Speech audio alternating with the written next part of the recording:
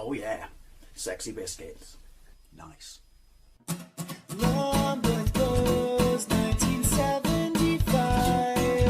YouTubers on the rise, reviewing games late at night and sometimes friends. But Long Blues 1975.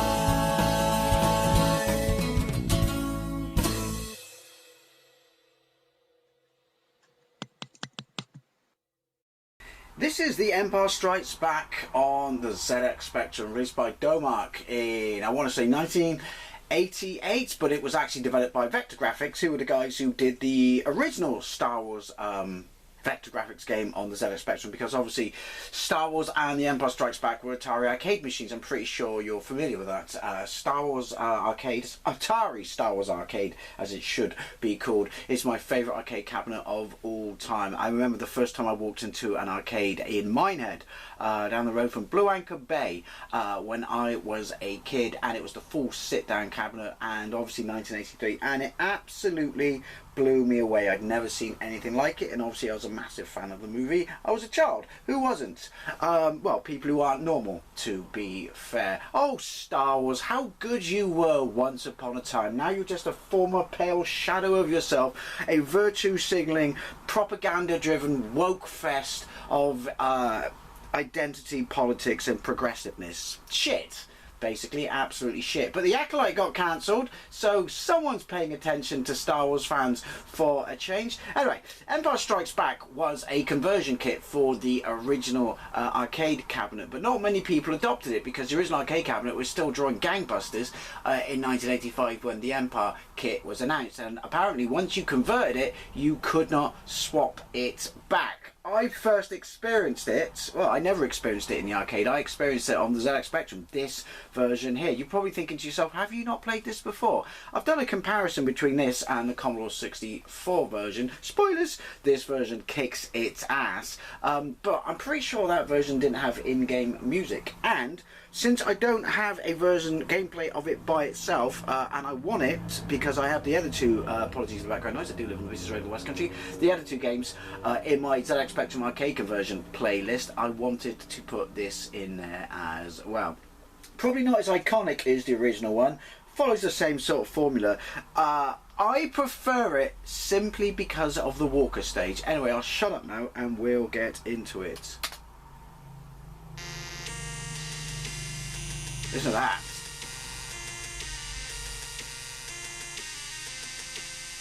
Now, before anyone dares criticise that, that is 48k beeper music. That's absolutely banging. That's an absolutely banging rendition of the Star Wars theme tune.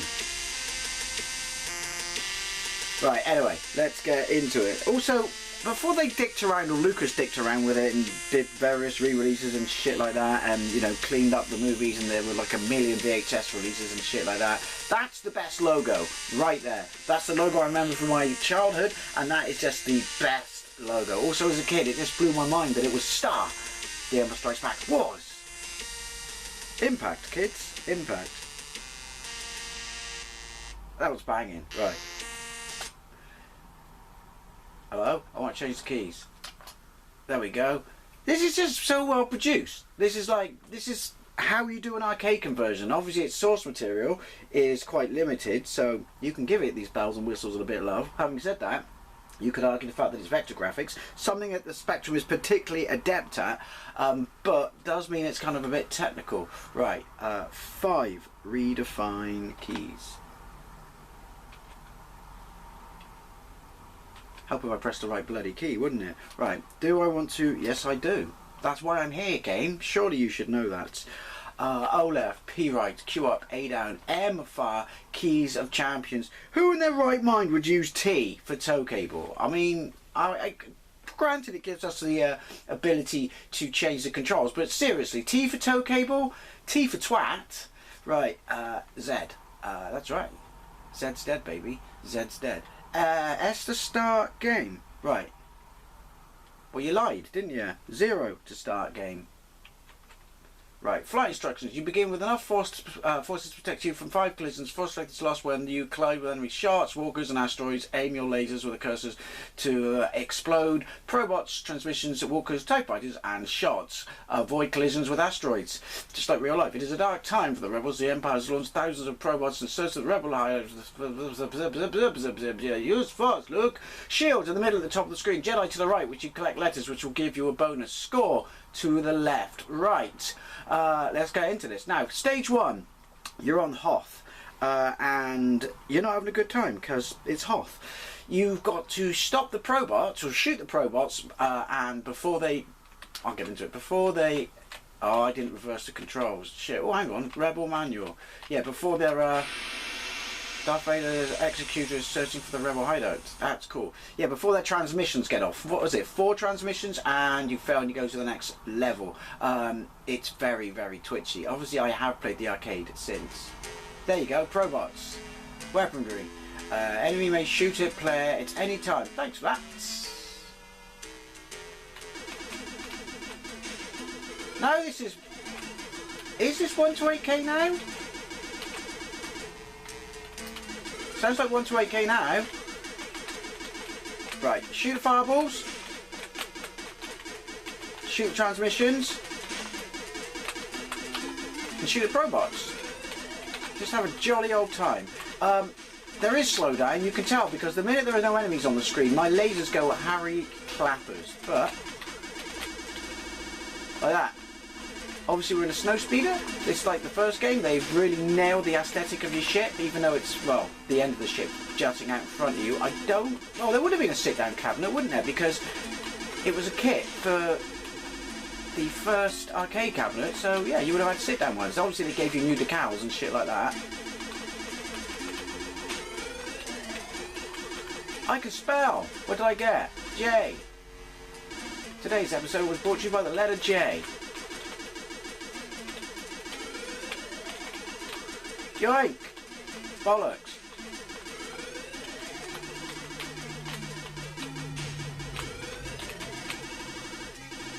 Right, well... It's very twitchy. It is very twitchy in the arcade, to be fair. I'm not doing terribly. I'm just not doing the best. No! Yoink! This is such a good port. This is just polished. There was a trilogy pack, wasn't there? I don't know why. I pressed toe cable then just to see if something would happen. I don't think I've ever tried that on this level. I am, as the French say, la retard though. I am playing this on easy as well, to be fair. Now, it's not as iconic as the original Star Wars, because obviously that came first and the impressions it would make, or it made in 1983, were bang on. But it's just, I don't know, I felt with the exception of the Walker stage, they were kind of scratching their head a bit with what should they do with the levels on this one, if that makes sense. To be fair, you don't really, just worry about getting shot, because if they get the transmissions off, you just go to the next stage. Right, Rebel Training Manual, Section 2.2, ATST, Walker Weaponry, enemy may shoot a player at any time. I didn't realise, I thought this was just going to go for all these things. See, this is more impressive than Star Fox, that's another reason I'm playing this. This is far more impressive than Star Fox. Star Fox? That's a fucking SNES game. Star Glider. Right, so there's a weak part on the head. Or you can fire your tow cable. And then you can go for its legs, which you get a bonus for.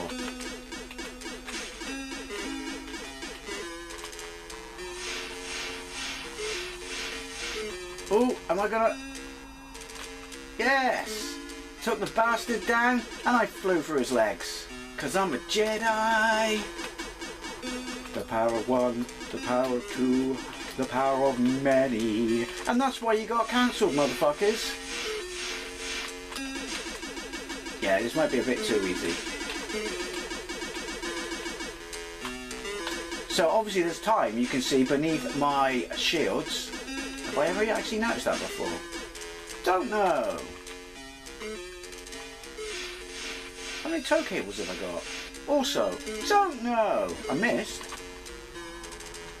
But look at me with my bow. Look at it still going.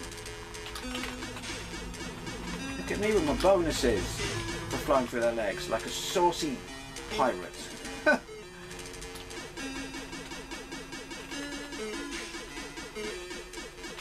Oh, hang on.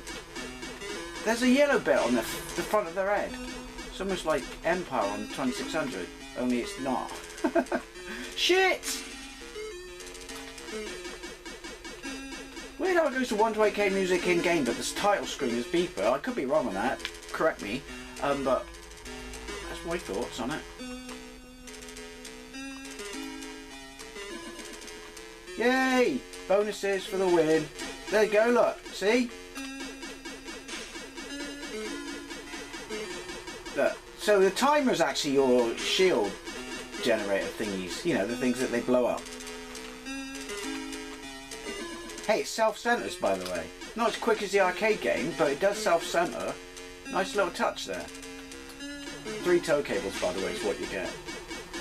I have to scratch my face there. Did I get away? Oh! Asteroid says, this is what I mean about it being weak. There you go. Rebel Training Manual, section 3.2. TIE Fighter weaponry. Enemy may shoot at player at any time. Got that. Yeah, got that. So this is just a rinse and repeat of the first stage in the arcade of the original arcade machine. But, yeah, like there's an asteroid field, which I just feel is the weakest bit. But the Walker stage certainly makes up for it, and that is why it's my favourite of the arcade cameras. Jedi's alright. Got gameplay of Jedi on Commodore, ZX Spectrum, Amiga, Atari ST. Not! Ooh, Executor on the Amstrad because the ROM won't work on my Super Console X. Okay, this is kind of cool actually, just because you got that in the background. Slow down a bit, yeah. But Jedi, I loved it in the arcades. It's just, it's not as good as these two. They should have just, I don't know, could they have done the speeder bikes and vectors? Don't know. Oh.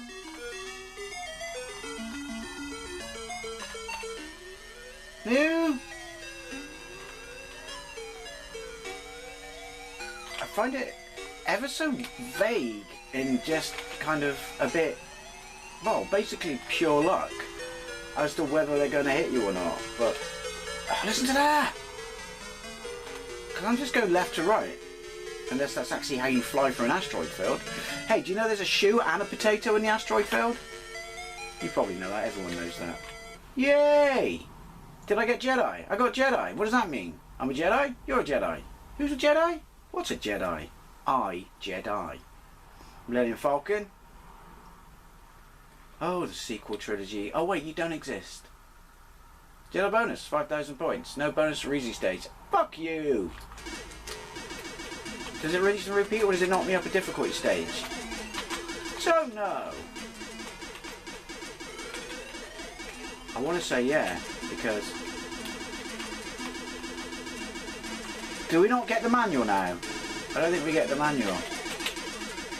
Also, why is the word Jedi still up there? So many questions, no answers.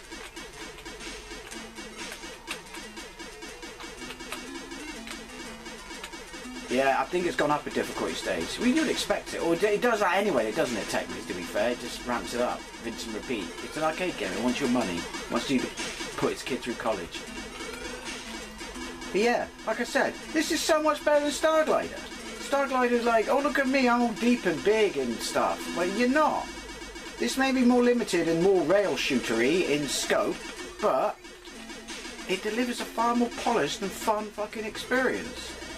Just thought I'd put that out there.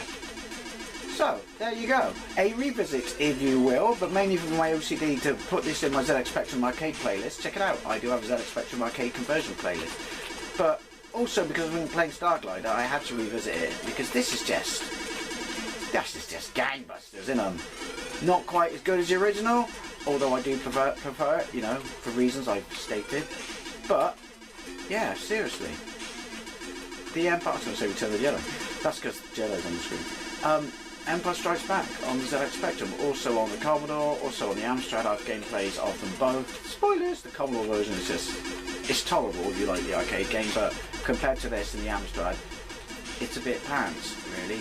And yeah, on the Amiga and Atari ST, where it's absolutely the tits, if you will. But as always, I'd love to know what you think, especially if you played this back in the day. And did you actually get to see an Empire cabinet in the arcades back in the day? I don't know anyone who did. Thank you very much for watching, and I'll see you later.